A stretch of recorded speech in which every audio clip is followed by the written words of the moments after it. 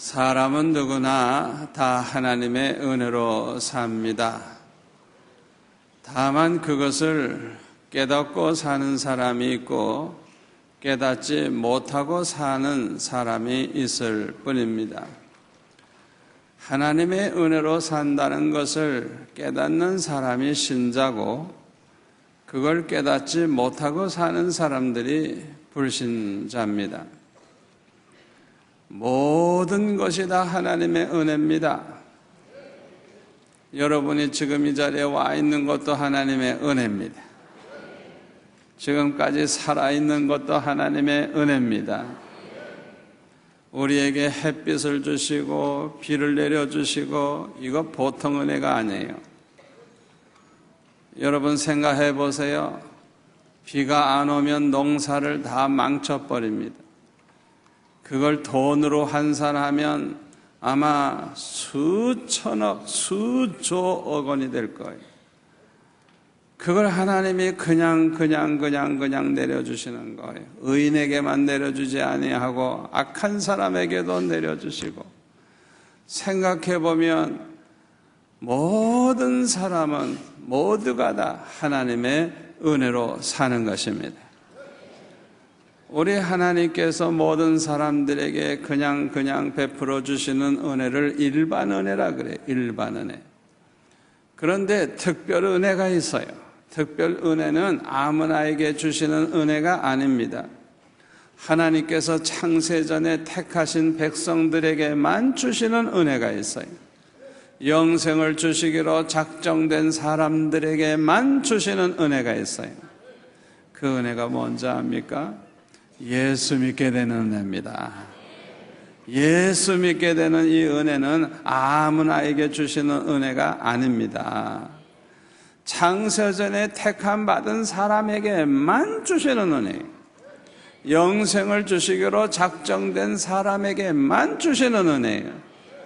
그래서 사도행전 13장 48절에 보면은 이방인들이 듣고 기뻐하여 하나님의 말씀을 찬송하며 영생을 주시기로 작정된 자는 다 어떻게 해요?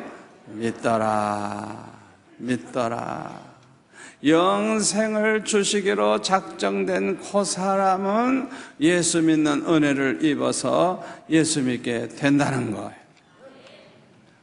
우리가 예수를 믿는 사람이 된다는 거, 이거 보통 축복 아닙니다. 믿음으로 말미암아 구원받죠. 믿음으로 말미암아 하나님의 자녀가 되죠. 믿음으로 말미암아 천국 시민이 되죠. 믿음으로 말미암아 영생 복락을 누리게 되죠. 믿음으로 말미암아 하나님이 함께 해주시는 복을 받습니다. 여러분 그거 하셔야 돼요. 하나님을 믿는 사람들은 하나님이 함께 해주시는 복을 받아요. 전지전능하신 하나님, 절대주권을 가지신 하나님, 만복의 근원 되신 하나님이 함께 해주시면 모든 복은 다 따라오는 거예요. 하나님이 함께 해주시는 이 복이 이게 보통 복이 아니에요. 보통 복이. 예? 구약 성경에도 보면 아브라함은 하나님이 함께 해주셨어요. 이삭도 하나님이 함께 해주시니까 흉년든 해에도 100배의 복을 받았어요. 우리 하나님께서 야곱과 함께 해주시니까 외삼촌 라반의 집에 가서 일할 때 거부가 되게 하셨어요. 또 요셉과 함께 해주시니까 범사에 형통한 자가 되고 감옥에 들어갔지만은 총리가 됐어요. 하나님이 함께 하시는 사람에게 이런 복이 있는 거예요. 다윗과 함께 하시니까 다윗은 어디로 가든지 하나님이 이기게 하셨다 그랬어요. 하나님을 이길 자가 누가 있겠어요? 하나님이 다윗과 함께 하시니까 다윗은 항상 이기는 거예요. 여러분, 하나님이 함께하고 계시다는 걸 늘 믿고 감사하시기를 바랍니다. 마태복음 28장 20절에 보면 예수님이 말씀하시기를 내가 너에게 분부한 모든 것을 가르쳐 지키게 하라. 볼지어다 내가 세상 끝날까지 너희와 항상 어떻게 해요? 함께 있으리라. 여러분 이 말씀을 그대로 믿으시기를 바랍니다. 우리가 깨닫든지 못 깨닫든지 우리 주님은 항상 우리와 함께 계시다는 걸 믿으시기를 바랍니다. 우리는 혼자가 아니에요. 혼자가 아니에요. 주님이 언제나 함께 계세요. 그래서 우리는 외로울 때도, 근심이 될 때도, 문제가 있을 때도 우리와 함께 계시는 주님 앞에 모든 것을 의논하시고 의지하시고 주님이 도우시도록 항상 그렇게 살아가시기를 바랍니다. 그런데 우리 예수 믿는 사람들은요, 신앙생활을 잘 해야 됩니다. 성경에 보니까 신앙생활 잘하는 사람들이 하나님을 기쁘시게 하고요, 하나님의 사랑과 축복을 받아요. 그래서 우리는 신앙생활을 잘 해야 돼요. 그런데 우리가 살고 있는 이 세상은 신앙생활 잘하기가 너무 어려운 세상이에요. 오히려 여러분들이 이 시간에도 은혜 받고 이제 잠시 후에 이 예배당을 떠나게 될 때 보면은 세상에 나가가지고 금방 받은 은혜 쏟아버리게 돼요. 이 세상은요, 우리가 받은 은혜를 유지할 수도 없고 은혜 가운데 살기가 너무너무 어려운 거예요. 그래서 많은 사람들은 은혜를 받았다가도 세상 나가면 또 잃어버리고 그래서 오늘 본문 고린도후서 6장 1절에 보면 사도 바울은 이렇게 말합니다. 우리가 하나님과 함께 일하는 자로서 너희를 권하노니 하나님의 은혜를 어떻게 하라고요? 헛되이 받지 말라고. 헛되이 받지 말라고. 이게 무슨 소리인 줄 압니까? 은혜를 받은 것 같아. 은혜를 받은 것 같은데 열매가 없는 사람을 가리키는 거예요. 은혜를 받은 사람이라면 은혜 받은 열매가 나타나야 되잖아요. 그런데 열매가 없는 거예요. 은혜를 헛되이 받았어요. 은혜를 받은 것 같은데 행함이 없어요. 이거 헛되이 받은 거예요. 은혜를 받은 것 같은데 감사가 없어. 감사할 줄을 몰라. 이 사람은 은혜를 헛되이 받은 거예요. 은혜를 받은 것 같은데 변화가 없어요. 자기는 은혜를 받아가지고 좋아서 어쩔 줄 모르는데 옆에 식구가 가만히 보니까 저 혼자만 좋아하지 달라진 게 아무것도 없어. 개떡 같은 성질 그냥 있고 말도 함부로 하고, 아이고 어쩌면 그 모양 곧거리지. 그 은혜 헛되이 받은 거예요. 아니 은혜 받았으면 뭔가 달라져야지. 은혜 받은 사람이 변화가 없는데 헛되이 받은 거죠. 소위 은혜 받았다고 하는 그런 사람들이 자기 남편이나 자기 아내를 전도하지를 못하고 어려움 당하는 사람들이 있는데요. 그 이유 중에 하나가 뭐냐 하면 은혜를 받았으면 변화가 돼야 되는데 변화가 없기 때문에 감동을 주지를 못하는 거예요. 그걸 아셔야 돼요. 자기 혼자 교회 열심히 다니고 자기 혼자 부흥에 열심히 참석하고 자기 혼자 은혜 받았다고 이야기하는데 가만히 보면은 달라진 거 하나도 없어요. 여러분 은혜를 받았다고 하면 좀 성품도 달라지고 마음도 달라지고 생각하는 것도 달라지고 말하는 것도 달라지고 가치관도 좀 달라지고 얼굴도 좀 달라져야지 꼭 마귀 사춘같이 생겨가지고 그냥 밤낮 그 모양 그 꼴이. 그러면 어떻게 감동을 줘요? 감동을 줄 수가 없죠. 어떤 사람은 은혜를 받았다고 하면서 막 간증을 하는데 불을 받았대요. 아이고 주의 음성을 들었대요. 그뿐만 아니라 그냥 방언이 터졌대요. 그래서 따다다다다다다다다 하면서 그냥 방언을 한다고 하면서 좋아하고 또 병 고치는 은사를 받았대나 그냥 아무나 그냥 머리 위에 손을 얹고 막 기도하고 그냥 난리를 쳐요. 물론 이거 다 귀한 겁니다. 그러나 이보다 더 귀한 은혜가 있습니다. 그것이 뭐냐? 첫째로는 깨닫는 은혜예요. 깨닫는 은혜예요. 자기 자신을 깨달아야 돼요. 자기 자신이 얼마나 죄인인 줄 깨달아야 돼요. 자기 자신이 지금 어떤 모습인가 깨달아야 돼요.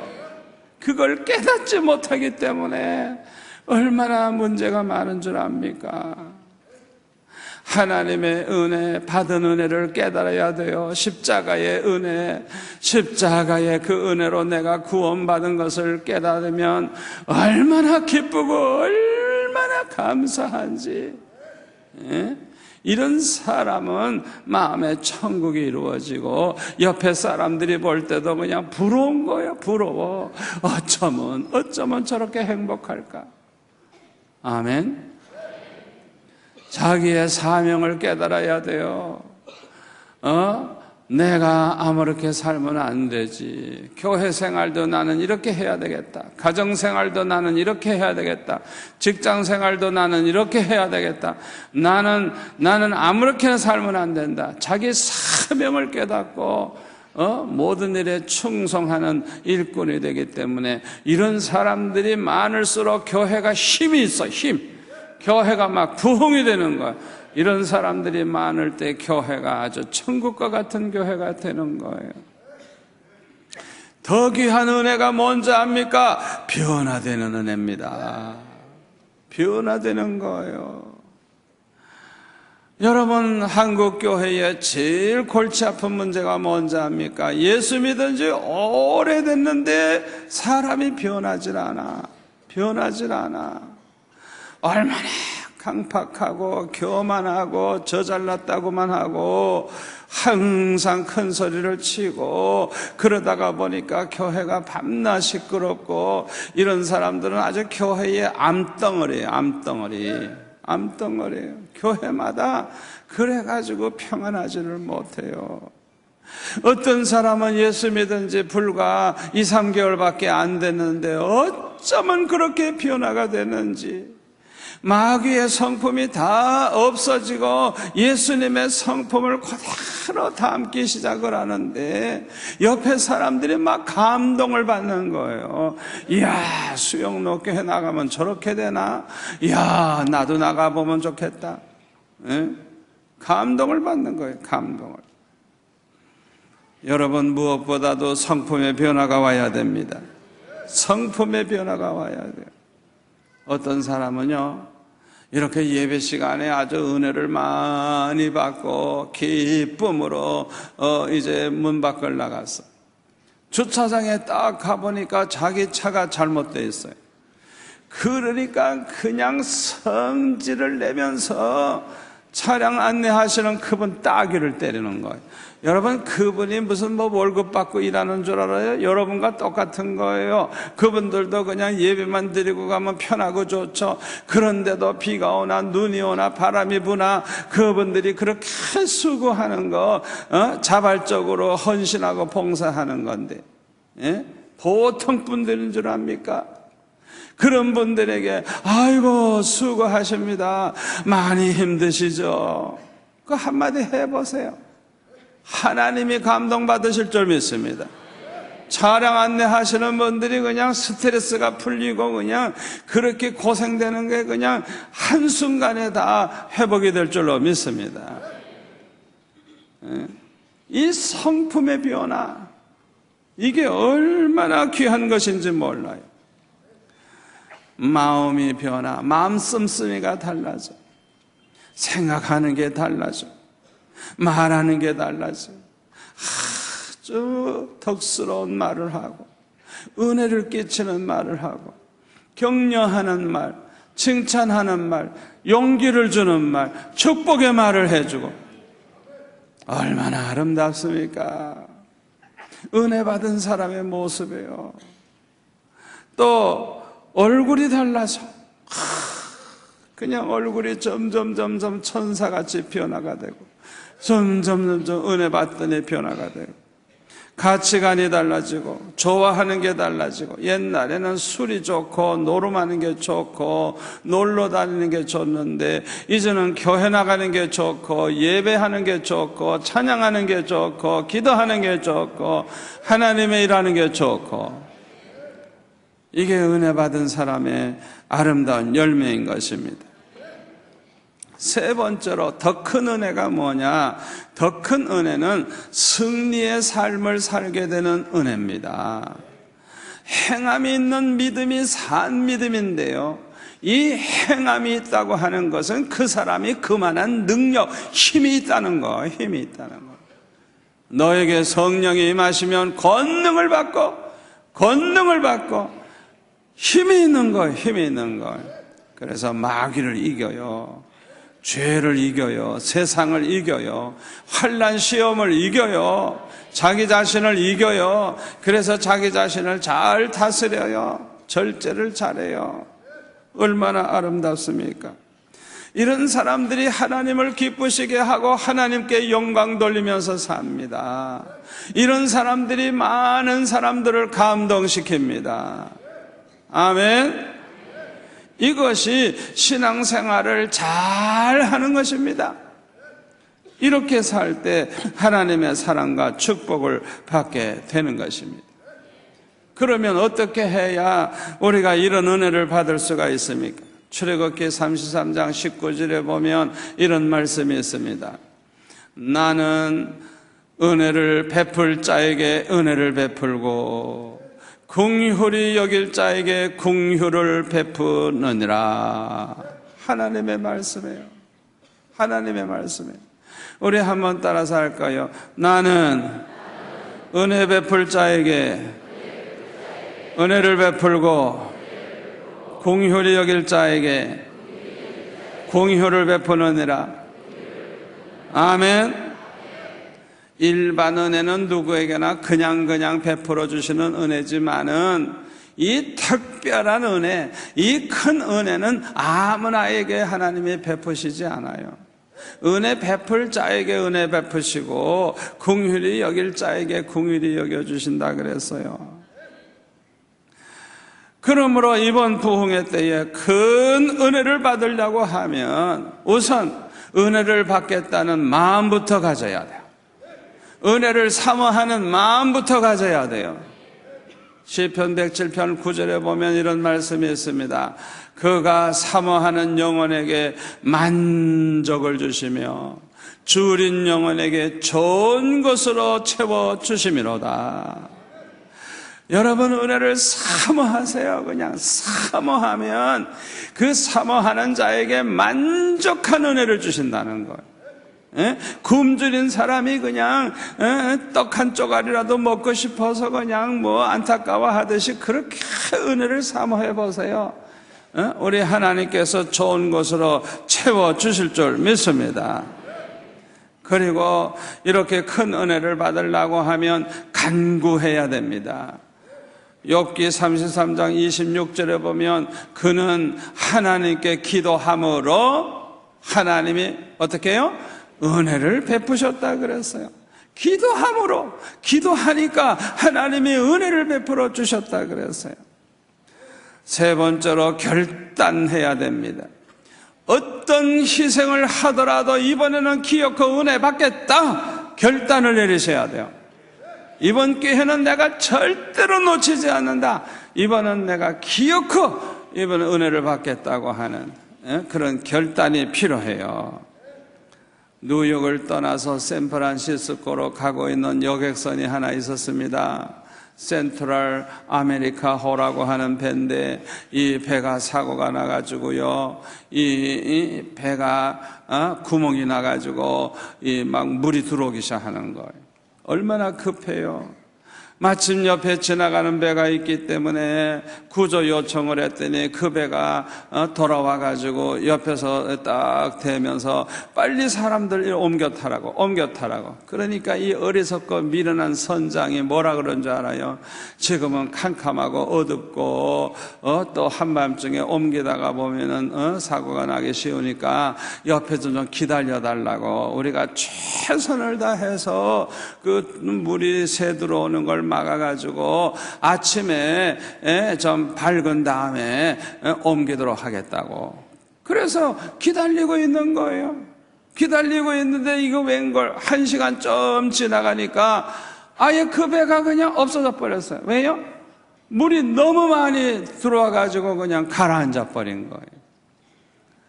기회를 놓치면 이거는 망하는 겁니다. 기회를 놓치면 다시 돌아오지 않을 수도 있어요. 여러분, 은혜 받을 기회를 소홀히 여기지 마세요. 여러분이 내일까지 산다는 보장이 어디 있어요? 은혜를 또 받을 수 있는 기회가 온다는 보장이 어디 있어요? 그래서 마지막 기회라고 생각하고 이 기회를 딱 붙잡아야지. 머뭇머뭇하면 안 되는 거예요. 유럽에서 크게 성공을 거둔 한 그 로스차일드가 미국에 진출하려고 했을 때였습니다. 사장님이 부하 직원을 하나 불러가지고 자네 미국의 지점장으로 가지 않겠나 그랬더니 한 열흘 정도 좀 생각할 그런 시간을 주십시오 그러는 거예요. 그러니까 그러면 나중에 연락할 테니까 가보게. 두 번째 사람에게 또 똑같은 얘기를 했더니 이 사람은 한 사흘 정도 준비해야 되겠다고. 그러니까 그러면 가 있게. 그러면 내가 연락할 때 나오게. 세 번째 사람에게 자네는 미국에 지금 지점장으로 가지 않겠나 그랬더니 예, 당장 가겠습니다 그러는 거예요. 그 순간에 이 사장님은 당신은 이제 미국의 지점장이요 하고 임명해 버렸어요. 내일 아침에 당장 떠나라고. 그 사람이 미국 샌프란시스코의 최고의 부자가 된 줄리어스 메이라고 하는 사람이에요. 기회가 왔을 때 탁 붙잡아야지. 머뭇머뭇하고 한눈 팔고 딴 생각하고 그러면 기회를 다 놓치고 마는 거예요. 여러분, 이번 기회를 놓치지 마시고 은혜를 받기 위해서는 어떤 희생이라도 각오할 생각을 하고 이번에 꼭 은혜 받으시기를 바랍니다. 택시비가 들어도 그냥 새벽이고 낮이고 저녁에 다 참석하시고 새벽에 죽어도 못 일어난다는 사람은 그냥 주무시기 전에 한 냉수 2사발쯤 잡수면 오줌 맞으러서도 꼭 일어날 거예요. 하여튼 그냥 어떤 희생을 해서라도. 제가 지난 주간에는 세문안교회 집회하고 고전 주간에는 목포 사랑의 교회 가서 집회하고 왔는데요. 이야, 저를 접대하는 책임을 진 장로님이 회사에 중력으로 있는 분인데 3박 4일 아예 휴가를 내가지고요, 완전히 그분이 봉사하시는데 외제차를 몰고 부산까지 와가지고 날 태워가지고 가는 바람에 내가 외제차 타봤어요. 또 집회 끝나니까 또 데려다 줬어요. 하여튼 그냥 완전히 그냥 저를 따라다니면서 그렇게 정성을 다하는데 얼마나 감동받았는지 몰라요. 여러분, 이제 오늘 저녁부터 해서 월화 너무 짧죠? 그러니까요, 아예 병원에 맹장 수술해서 들어갔다 생각하시고 만사를 제쳐놓고 그냥 은혜 받는 데 주력을 해보세요. 결단을 내려보세요. 반드시 은혜 받을 줄로 믿습니다. 겸손해야 은혜 받습니다. 겸손한 자에게 하나님이 은혜 주신다 그래서요. 또 끈기가 있어야 됩니다. 끈기. 여러분, 하나님 앞에 한 번 기도해서 은혜 안 주신다고 물러서면 안 돼요. 그냥 시간마다 사모하는 마음으로 기도를 하고 말씀의 은혜 받기 위해서 노력을 해보세요. 반드시 은혜 받을 줄 믿습니다. 그리고 깨닫는 대로 회개해야 됩니다. 죄가 깨달아지는 대로 하나님 앞에 정직하게 회개해야 돼요. 잠언 14장 9절에 보면 미련한 자는 죄를 심상히 여겨도 정직한 자 중에는 뭐가 있어요? 은혜가 있느니라. 아멘. 정직한 자 중에는 은혜가 있느니라. 하나님 앞에 죄가 깨달아지는 대로 정직하게 하나님 앞에 회개하시면 반드시 은혜를 주실 줄 믿습니다. 깨달아지는 대로 순종하시기를 바랍니다. 우리가 깨달아지는 대로 순종을 하면 더 큰 은혜를 받습니다. 아멘. 깨달아지는 대로 감사하시기를 바랍니다. 감사할 것이 깨달아지면 즉각 하나님 앞에 감사하세요. 머뭇머뭇하지 마시고. 이제 결론의 말씀을 드립니다. 우리가 은혜를 받는 통로가 세 가지가 있습니다. 첫째가 말씀을 통해 은혜 받는 거예요. 이 하나님의 말씀을 통해서 은혜 받는 게 제일 건강한 신앙생활을 할 수 있게 됩니다. 아주 제일 열매가 좋아요. 그 다음에 기도를 통해서 은혜를 받습니다. 세 번째로는 은혜 받은 사람을 통해 은혜를 받아요. 은혜 받으신 분들이 간증을 할 때 얼마나 은혜가 되는지 몰라요. 말씀에 은혜 받으신 분들이 은혜로운 그 메시지를 전할 때 얼마나 은혜가 되는지 몰라요. 우리 한겨운 목사님은요, 대단한 분입니다. 말씀의 은혜가 굉장하고 기도의 능력이 대단한 분이에요. 우리 교회보다도요, 한 3배로 크게 예배당을 최근에 졌어요. 키는 저보다 이렇게 작아도요, 얼마나 작은 고추가 맨지. 하여튼 그냥 그 미국 경제가 어려울 때인데 3년 전에 그새 3배로 크게 졌어요. 다른 교회는 예배당 짓다가 그냥 헌금이 반으로 줄고 어려우니까 다 중단됐는데 이 교회는 그냥 일사천리로 진행해서 끝을 내버렸어요. 어떻게 했는 줄 압니까? 이 목사님은요, 40일 금식 기도를 들어간 거예요. 어려움 당하니까. 이야, 기도하는 동안에 기적이 일어나는데요, 간증거리가 얼마나 많은지. 갑자기 어떤 사람이 그냥 100만 불을 들고 오질 않나. 하나님은 살아계십니다. 하나님은 전능하십니다. 대단한 목사님이에요. 대단한 목사님. 얼마나 훌륭한 목사님인지 몰라요. 여러분들이 이렇게 은혜 충만하신 우리 목사님 말씀을 전해주실 때 여러분들이 참석만 잘하면 틀림없이 은혜 받을 줄로 믿습니다. 한 번도 빠짐없이 이번 기회에 큰 은혜 받으시기를 축원합니다. 기도하겠습니다. 아버지 하나님 감사합니다. 이번 부흥성에 꼭 은혜 받기를 원합니다. 한 번도 빠짐없이 시간마다 다 참석을 할 수 있도록 성령께서 도와주시옵시고 우리 한 목사님에게 능력을 주시고 아버지 참여하는 자마다 영육간의 복을 받게 하여 주시고 큰 은혜 받아 평생 감사할 일이 되게 하여 주옵소서. 예수님의 이름으로 기도하옵나이다. 아멘.